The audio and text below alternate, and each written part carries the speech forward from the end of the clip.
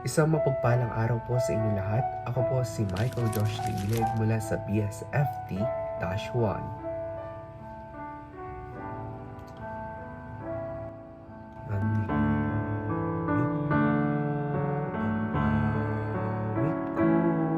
Lahat ng ito'y nagmula sa iyo.